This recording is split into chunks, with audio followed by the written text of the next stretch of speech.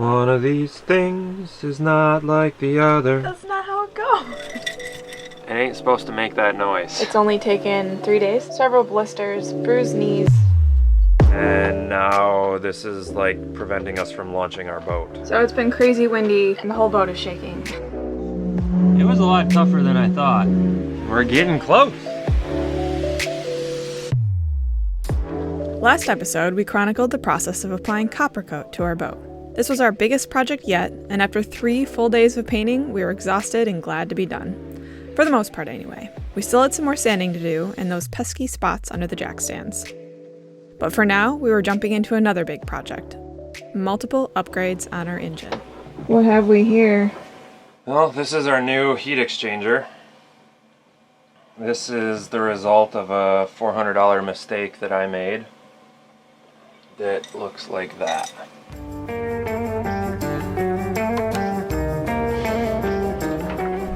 Well, we spent the morning wrestling heater hoses to take this guy out, and it ain't supposed to make that noise. We took this apart because I started unscrewing our pencil zinc for our engine to change it.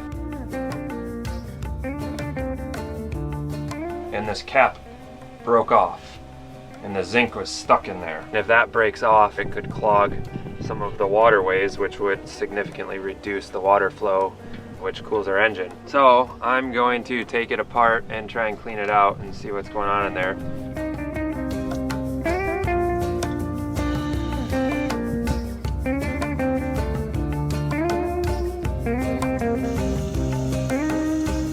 And so I was soaking the heat exchanger in a vinegar bath, and a giant gust of wind came and knocked our big tent over, which knocked the table over, which knocked this onto the ground and put a big old dent in this. The problem we have is that this is a like rubberized gasket that seals over the end here. So as you can imagine, having a giant dent like that means that this is not going to have a very good seal here. This is made out of copper, which is a fairly easy metal to bend, so we could take it to a machine shop and have them hammer this out, which we may still do and hold on to this as a spare.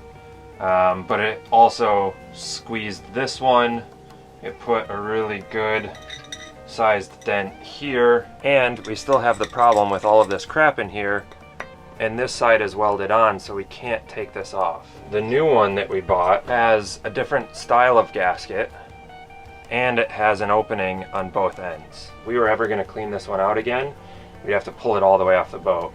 This side we have straight, easy access into from our cockpit lazarette directly to the zinc right here, which I was just going to take a look at, and that would mean we could clean it out much easier. So we should be able to go in, easily unscrew that, take a look at any of the zinc chunks that have been stuck in here, and fish them out with our fingers.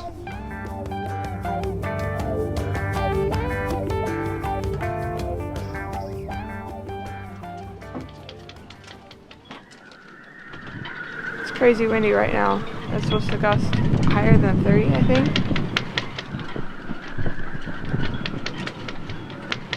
And it's really eerie being in a boatyard, because you just never know what's going to go flying.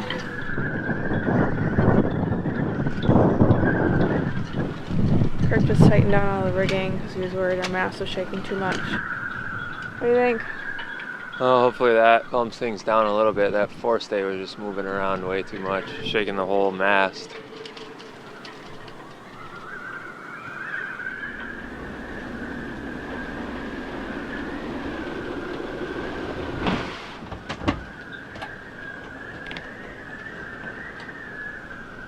It's been crazy windy all day today since yesterday afternoon.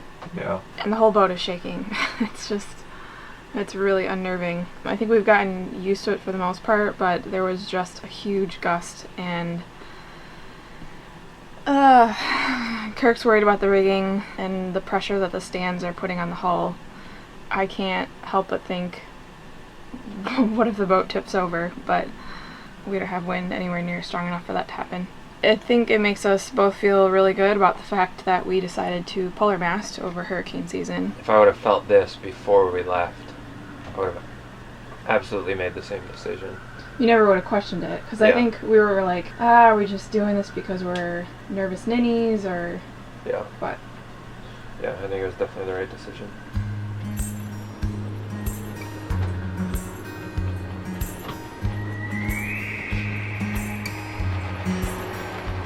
So last year we replaced our batteries, and I had to fabricate a new battery box and alter the one that we currently had under the chart table seat. And we put in 3 house batteries from Firefly, called the Firefly Oasis batteries, and 1 starting battery. And really it was more of a primary bank and an auxiliary battery, because we never actually started the engine from the auxiliary battery. This is one of 3 primary batteries.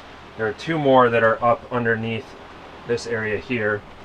This open spot is where the auxiliary battery went. But since we never ever used the auxiliary, and Firefly thankfully sent us 1 more because they had a little screw up last year. Firefly was still in startup mode when we made our original order of 3 batteries. When looking them over, I noticed that one had a lower amp hour rating than the others. As it turns out, they accidentally sent us 1 battery with a slightly different battery chemistry from an older batch. We now have 4 batteries that we're going to be using in our primary bank, so I've got to modify this battery box and change up a little bit of the wiring.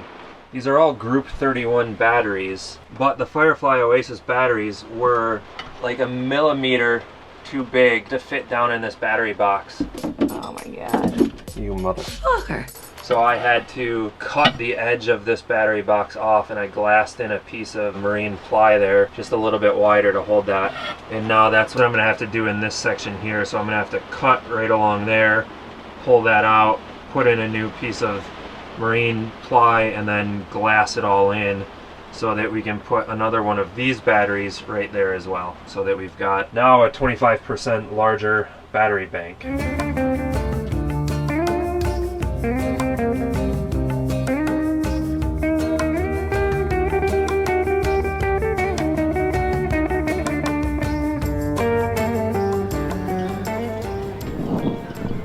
Rainbow. Such a weird day this has been. We just had the worst shake, I think, in the boat. It feels like the boat is about to fall off its rocker. Literally. Alright, that works. Cool. So, this is how this thing sits. What I need to decide is I want to put this one to go up on both the total opposite side up to here, or if I want it to come more this way and then go up. Because it was kind of resting on these, and I don't know if that's a good idea. Do you see this right here? It's like cracked? Melted. It's from being so close to this. Oh, really? Yeah. If we got another one of those little doodads and just screwed it right there, that would be pretty simple. Yeah. I don't want to get in the way of this, because we have to change this. Maybe it should run up and hang in the same loop that is? I think what I'll do is I'll do that last. Okay. And get that on all nice and good, alright? Okay. Alright, mine's on. What is that thing down there? That's the oil cooler. That thing is just floating. Yep. Weird. So, I almost wanted to move it while we did all of this. Yeah. But it's another really big project. But what I've seen is it's actually strapped onto this and hanging back here. Oh. We'd have to get all new hose, and that's high pressure oil hose. We'd have to change the oil right now. Run all of that, and run a new hose from our water pump, and it's just, that's a task for next year. So are we doing how many things on this engine right now? Replacing an alternator, a water pump, and a heat exchanger. Okay, that's good for now. Yeah.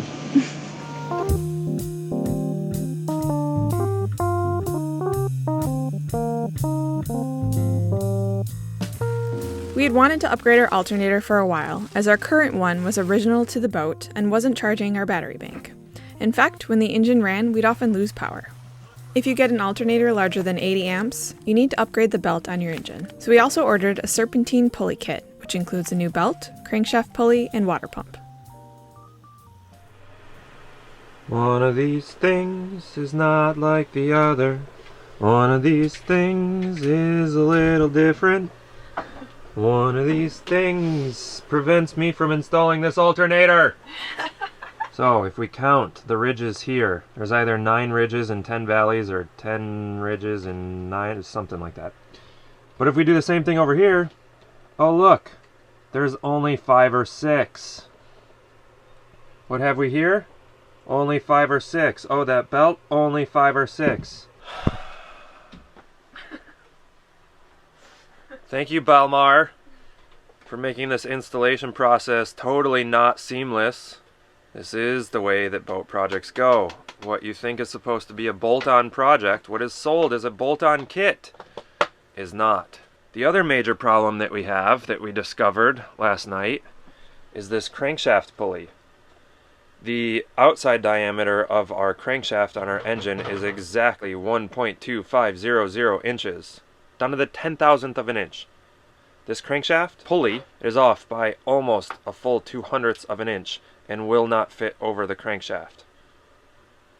And now this is like preventing us from launching our boat, because I cannot install this thing and our engine can't run, and so we're stuck in this boatyard. If there were an emoji for this occasion, it would most definitely be the turd pile, the face palm, and the crying emoji, I think. So it's a face palming, crying turd emoji, is what you're saying. Yes. It's a turd that is crying and also smashing a pile of turd hand into his face. Oh, double turd. Hey, but on the plus side... Well, his hand is made out of turd if he's made out of turd. Look at this. Eggs. With avocado. You know what we haven't done in a while, Lauren? And tortillas are under there. What? We haven't. Send in the eggs! That's not how it goes. Bring in the eggs! You did? Not on the video. Okay, well, you tell everyone what you didn't do right. Look through the effing box! Okay, so I just looked through our packaging a little bit, and BALMAR maybe is off the hook for one of their issues, because I found this, and I'm pretty sure I can swap that out. But still, the pulley on the crankshaft won't get any bigger! Before installing the crankshaft pulley that wouldn't fit, I had to remove the old one, and this was easier said than done. I needed to stop the engine from turning over when loosening the bolt, and this took a little bit of trial and error, but I eventually got enough friction by lining the old crankshaft pulley with some duct tape and looping a line over our cabin top winch. With the bolt free, I borrowed a bearing puller and removed the pulley to separate it from the adapter plate. Once disassembled, I set this all aside to focus on an easy win. Well, I got the new water pump in, which is the first of 3 pieces of this kit. This is the alternator that we're going to be removing. Mm-hmm. This is the new water pump that we just replaced. Mm-hmm. And underneath that shroud is our crankshaft and the crankshaft pulley that I am going to have to machine. So this is the old water pump. You can see the pulley for this old system is a single V pulley. When you get to a larger alternator, this single V pulley doesn't have enough grip to be able to turn the much larger alternator to generate power, and then the belt just starts slipping. So we now have this much fatter belt with 6 little grooves in it and much more surface area to be able to grab onto all the pulleys so that it doesn't slip. And the reason we started looking at this whole big giant kit was partly we wanted more power, but also we discovered this crack in the water pump pulley. And, well, we wanted to upgrade the alternator, and lucky for us, this alternator kit came with a whole new pump.